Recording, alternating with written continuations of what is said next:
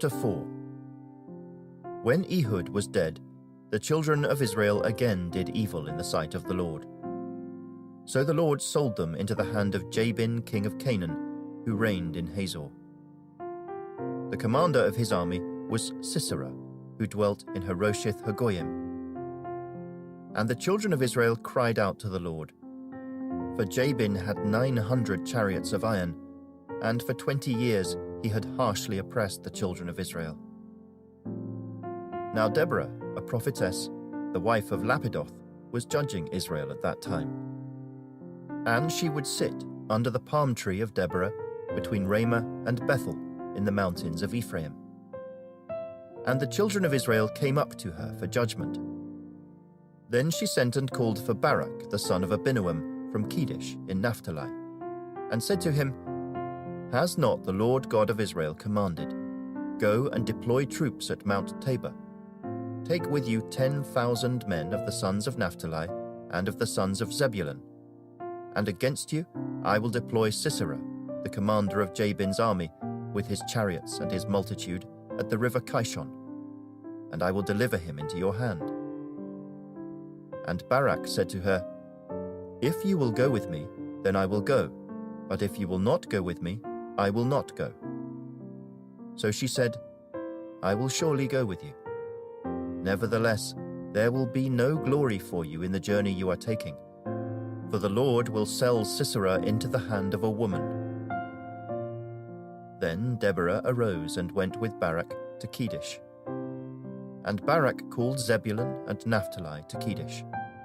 He went up with 10,000 men under his command, and Deborah went up with him.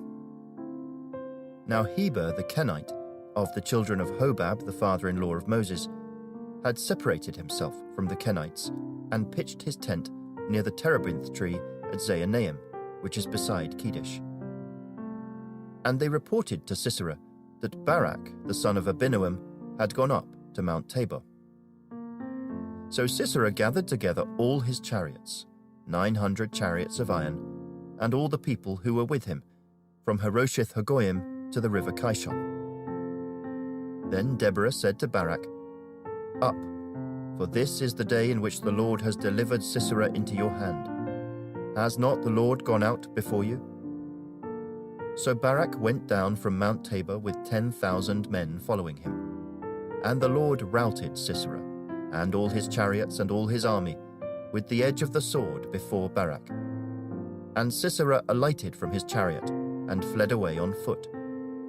But Barak pursued the chariots and the army as far as Harosheth Hagoyim, and all the army of Sisera fell by the edge of the sword. Not a man was left. However, Sisera had fled away on foot to the tent of Jair, the wife of Heber the Kenite. For there was peace between Jabin, king of Hazor, and the house of Heber the Kenite.